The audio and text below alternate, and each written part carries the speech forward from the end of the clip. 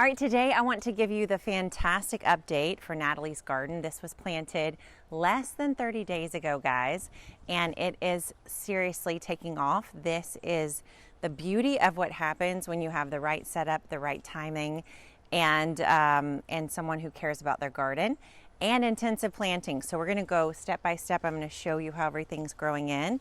The flowers are looking fantastic. We've got this oregano settling into the corner. This Veronica has started to bloom. We've got some Angelonia. The sage looks gorgeous. Some more Angelonia and Veronica and oregano and yellow flowers there. We've got this basil that looks so full and great. Now this squash, you're not going to believe it, but we planted this from seed less than 30 days ago. And this thing is just gorgeous. Now we do have two growing here, but I'm just going to let that be. I'm going to show you how to prune that. Then we've got these peppers already starting to flower. We've got some Thai basil here. You can tell she's been enjoying it. We've got this gorgeous kale that's already looking awesome. Then we've got our bush beans that we just tucked in along the sides here and here. These were planted from seed, you guys, and look at how they are just taking off. They look great. We've got some gorgeous Swiss chard. This was like a last minute addition and it's looking great. Got another pepper plant in here. This pepper is already starting to put on flowers. We've got a tomatillo. Look at this tomatillo.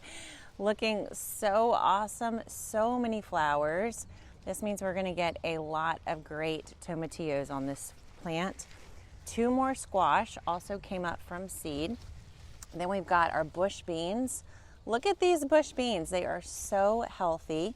We've got a pepper here. We've got some parsley here in the background, some more bush beans back there, some chives, some thyme, some more kale. Then here, besides the tomatillo and the squash, we've got two okra plants. This okra is already starting to give us a first bloom. It's obviously very happy. We've got this pepper plant here, another Swiss chard. Marigold is looking really nice. We've got some more bush beans, some Veronica, some more peppers.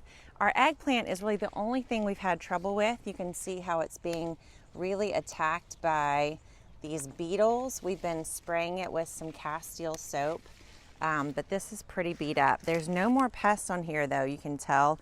So it's just a little bit of time to give this plant some time to recover. We've got some parsley, some chives, some Veronica here. Now let's look at what's happening on the trellis. Y'all, look, there is already a large tomato here at the base. Then we have this beautiful purple cherry tomato already putting on fruit. Got another bush bean here. Then look at our cucumbers. They are starting to get close to the trellis. Oh my gosh, the smell, you guys. It's so good. The cucumbers, these were planted from seed over less than 30 days ago. Super nice, strong stems. They look wonderful. Then we have some more bush beans. Look at these little bush beans we tucked in at the very end. And then we have some sage here. And this is just in one garden. What in the world? Is this gorgeous? Now the only problem I have with this garden is this eggplant getting attacked by bugs. And then look at this open soil. We just have a little bit too much open soil right here around the eggplant. Every other part of this garden is literally picture perfect. It's such a great example of how you can pack in the plants. So let's take a look now at this garden and just compare. So once again, we have a very healthy tomato plant. This is looking so nice and full. You can see the bush beans coming here on the edge, just like we like them. So they don't take up a lot of it. See how little that space they take up? They just lean right over the edge and produce beans for you. We've got these cucumbers that are starting to come up the trellis. Then we've got one more tomato plant here. Look at this one, it's so cute. It's got these little dark tomatoes. We have the same pest pressure on our eggplant here. You can see, so she's done a great job of keeping the pest off with that Castile soap, but the leaves are definitely struggling. But look at this basil. Oh my goodness, the basil looks gorgeous. We've got some gorgeous peppers that are really starting to flower out. Then again, we've got we got 2 okra, 1, 2, no flower, well, one, just the start of a bloom on this one. And then again, we've got our squash and zucchini from seed, again, looking really fabulous. So those look awesome. The kale looks great. The Thai basil's looking great.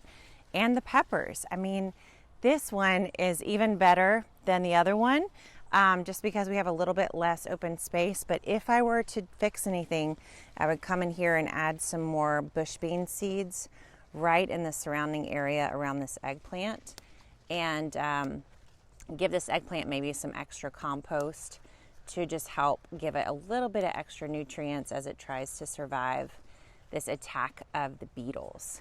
But my goodness, is this amazing? This is less than 30 days from planting, and it is just so full and lush. So this is a wonderful example of what can happen when you have the right setup, the right timing, and you do intensive planting.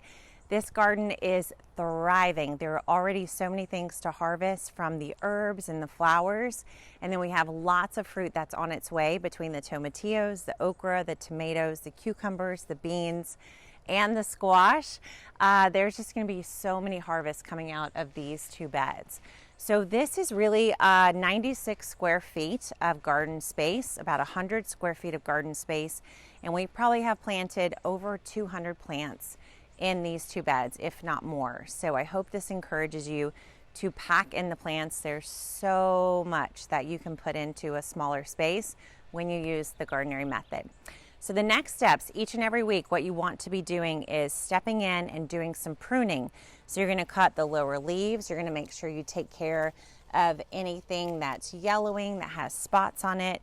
You're going to prune first. Then you want to clean around the base of your plants, making sure there's no leaf debris. There's just nothing that's going to provide a hiding spot for pests.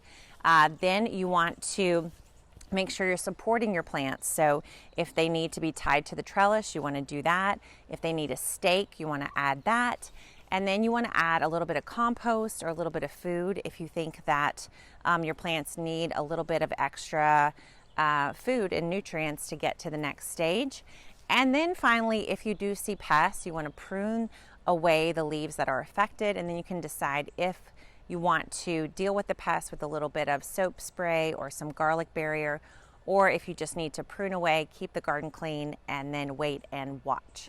So I hope this encourages you, if you followed all the methods we've taught you so far, to set up your kitchen garden the Gardenary way. Your kitchen garden can look like this in just less than a month after installation.